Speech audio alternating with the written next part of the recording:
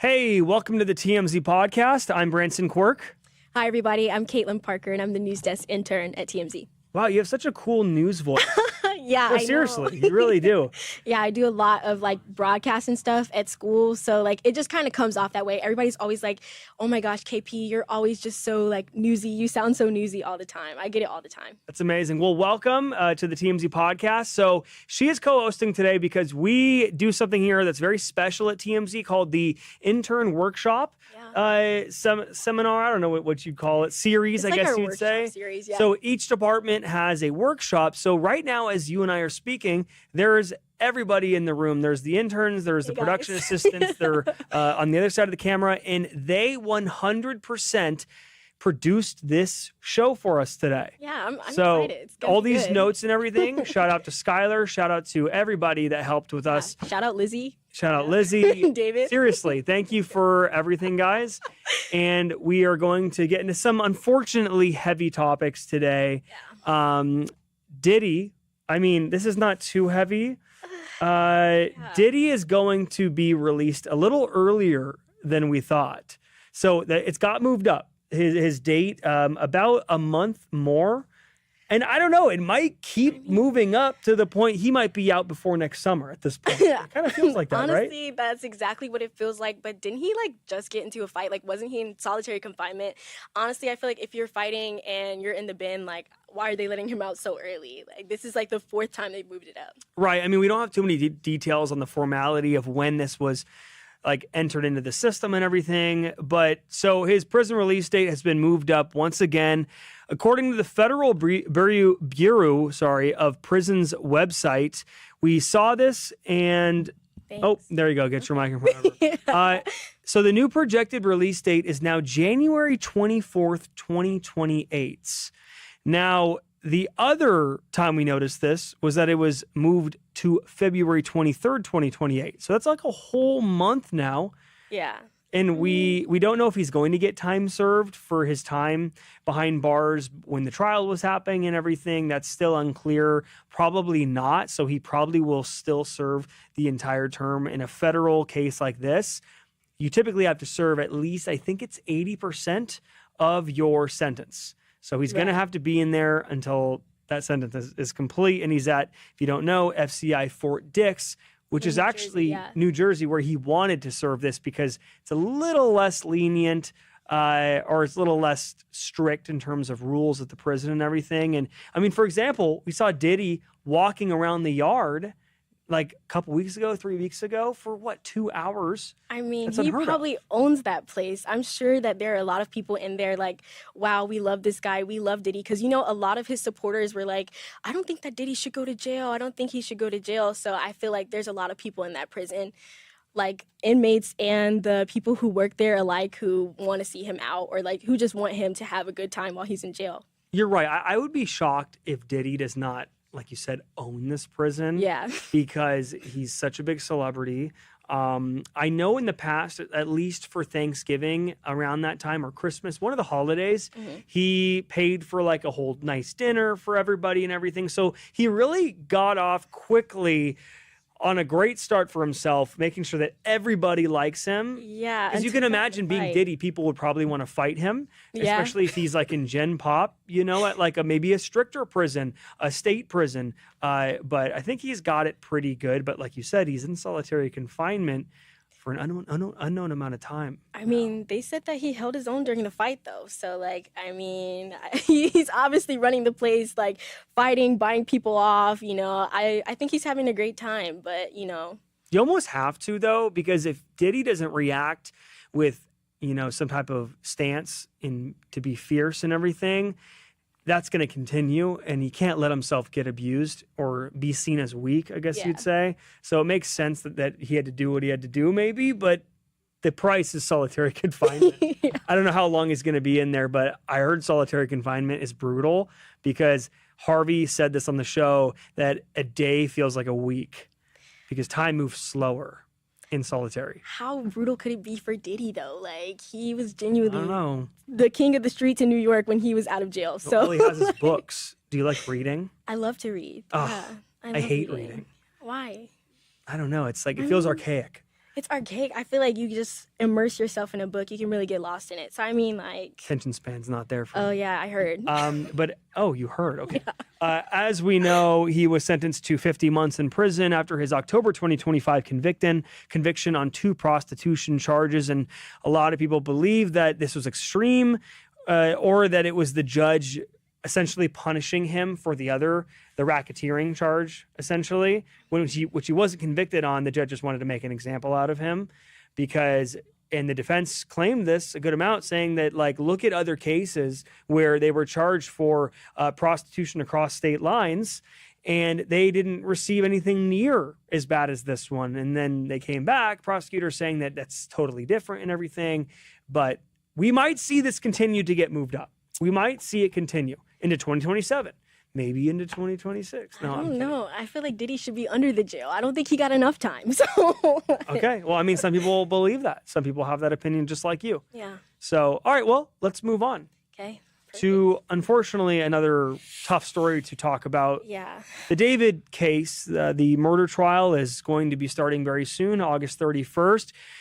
The last week has been the preliminary hearing. TMZ has been out there, and it was very hard to get through, all of the disturbing details. As we know, they are claiming that David was lying in wait for Celeste Rivas, who came to his home, and they claim that he allegedly killed her with a sharp object. Today, or in the last couple of days, they had released some of the missing items in evidence, which includes a chainsaw, includes a fire mat.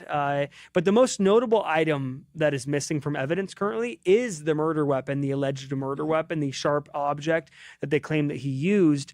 So the Los Angeles District Attorney has confirmed something that we had been wondering. Was she pregnant? Was that part of his motivation to end her life? As we know, we reported that they claimed that she threatened his life, threatened his music career and everything. She was going to go public with everything, and he didn't like that. So he went the most extreme measure and decided to kill her. Like I said, lying in wait. So the Los Angeles DA has now confirmed that Celeste Rivas was not pregnant at the time of her April 2025 death, clearing up any confusion after an amendment to her death certificate. The DA's confirmation was provided to People Mag on Wednesday. The clarification follows David's preliminary hearing. According to prosecutors, the messages included discussions about missed periods, ovulation, Plan B, pregnancy scares. And they also alleged that the texts show Celeste became pregnant in January of 2024. She underwent an abortion. Celeste was 13 years old. David was 18 years old at the time. By April 2025, prosecutors say the relationship had deteriorated, and prosecutors allege Celeste threatened to expose David and destroy his career during an argument one day before her death. So it sounds like the real motivation for this, you have to say allegedly still on him killing her, but it sounds like he felt threatened by his career and he didn't want that to become public because she was a minor, and it's just a horrible situation. I mean, yeah, but at the same time, if he allegedly killed her, he was parading her around. I mean, we know she was going to the concerts. We know she was a part of live streams with him and things of that nature. So, I mean, he wasn't that afraid of people finding out how old she was. And I mean, when I was 13, I was thinking about SpongeBob and making friendship bracelets. So I can imagine that she was probably going through a lot. I mean, he traumatized her. He was abusing her, allegedly. Right. So, like, the toughest part is that he's pleaded not guilty, and that his lawyer, his attorney, his defense team said that he did not cause her death.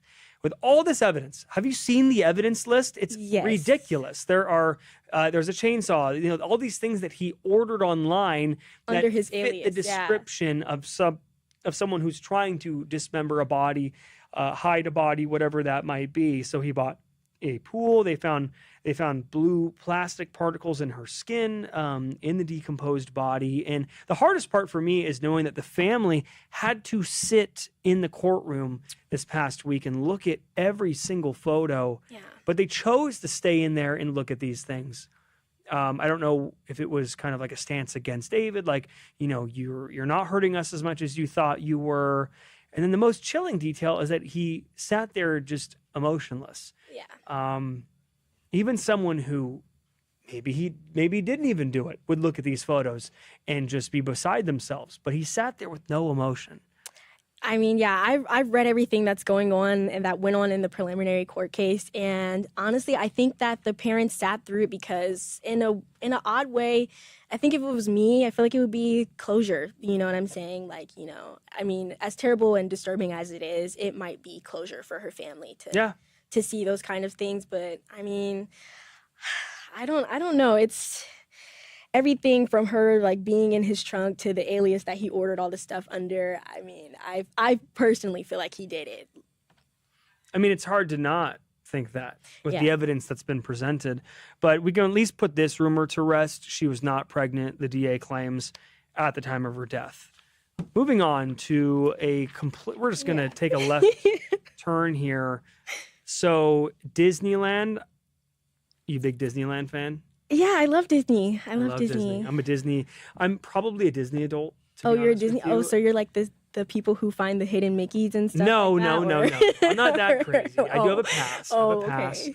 I go after work sometimes. Mm-hmm. I'll just go after work and like I get my exercise by like doing my steps there. Okay. Which is not a bad way to get your exercise. Okay. So before everybody hates on me in the room right here, I see the eyes Disney. eating around like, no, steps. like that's stupid. You're weird.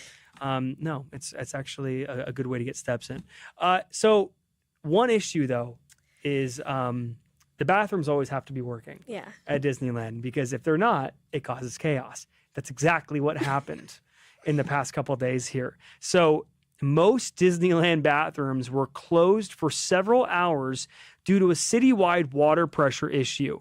Guests took to social media the past 24 hours to complain after finding multiple restrooms closed and guarded by Disneyland employees, preventing guests from entering. But they claim the issue is not Disneyland's fault. Anaheim city officials said that they experienced technical issues drawing water from groundwater wells, causing a sudden drop in water pressure. The water pressure problem impacted a large portion of Anaheim, not just Disneyland. So that includes, and I think someone said that in here, it was the Angel Stadium of Anaheim as well was affected by it. It's very close by. I'm sure some houses were affected by this, residences. But this is just unbelievable, because what do you do? I saw online that guests were yelling at the employees saying, we're going to go in the bushes. Oh, I mean, if Disneyland has so much money, though, they couldn't like bring out some Mickey Mouse themed porta potties or something. Like, I'm sure there's something that they could have done. Like, did they reimburse the people? And do you know, like, sometimes you go in there and you hear just like Armageddon in those bathrooms. Like, we're talking behind the door, you hear like a war going on, and people need to get that war out of their bodies. The if you know what I mean. have to pee. And they got to go, sometimes you have a churro and it just doesn't reside well in the stomach. Turkey leg doesn't sit with you right. The turkey leg does definitely not sit well in your stomach. Not at all. One thing I had a trouble with a couple weeks ago, this is TMI a little bit, was the Tiana's Palace restaurant they have there. I tried their gumbo for the first time. Upset your stomach. Gumbo's great, but that thing, it's spicy. Took you down. Very spicy. First time I couldn't leave the park without going to battle myself. Right. So that's why you have to keep some Pepto-Bismol on you at all times in the Disneyland parks. Yeah, I know. Didn't do that, unfortunately.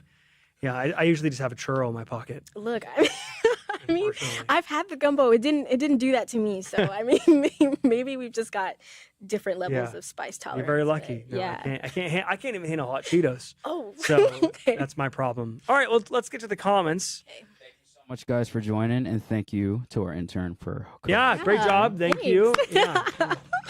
So Denise Rose says, so we get into a jail brawl and they move up his date to get out. That's the thing. I said the same thing. I don't know if the timing was like this was a system scheduled entry from before and it went in place before he went to solitary confinement. Remove it though, like if they had found out that he went to solitary, wouldn't they been like, oh, never mind? I think solitary is enough of a punishment, and he's probably being treated pretty well in there. The guards are probably on his side, in my opinion. I just feel like if Diddy's in there, you're making sure he's feeling good. Maybe.